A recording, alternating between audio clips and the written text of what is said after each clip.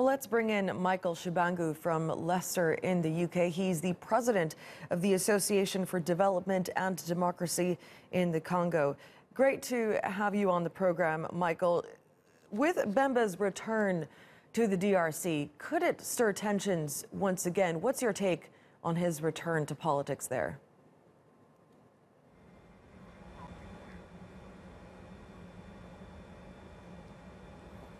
Apologies, Michael. I believe you couldn't hear the question there. I'll just repeat it for you. With Bemba returning to the DRC now, could it be a move that stirs tensions once again? We'd just like to get your take on his return to politics in the DRC. Indeed, his return is a bit like an earthquake in DRC because it comes at a time where candidates for the election are going to submit the dossier they file in terms of if those who want to run will be submitting the dossier to the Electoral Commission. So the timing is really important, and this is a leader who has been absent for the past 10 years and a major opposition figure who is returning at a crucial time. Indeed, that will mean that everyone will have to review the strategy, people in the opposition and also the people in power, because his return was and acquittal was totally unexpected. Of course, President Joseph Kabila says that Bemba is not eligible to run because of a former corruption conviction. Will that prevent Bemba from running, though, in December? Well, it is not normally up to the president to decide who should run in the election.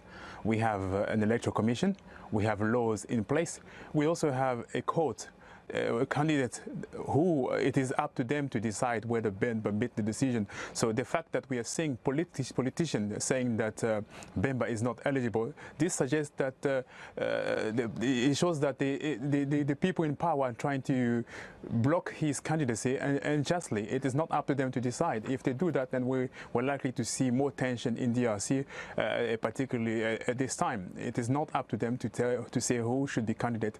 The commission will have to decide based on the document that Bemba will submit to prove that he's eligible. And in terms of the charges, he has been found guilty of witness tampering, and it's not the same as corruption per se in DRC. So it is up to the court whether would they consider that as the same as corruption or not. But Kabila shouldn't be deciding who should run and who shouldn't run. Yeah, some would see those as signs of nervousness, perhaps. Given that there have been so many delays to elections so far, do you think that the vote in December is going to go ahead this time? Well, Kabila is under pressure because his mandate expired in 2016, and we are in 2018 now. 2 years afterward, he's still there. So he's not really keen on leaving power. So even the electoral calendar, the calendar that we have been published, which say that the election must take place in December, has been published under pressure. So it's the pressure that has gotten Kabila to this point. But the pressure must be maintained if we are to see election in December. Otherwise, he will try to find another trick to delay the election in order to stay in power.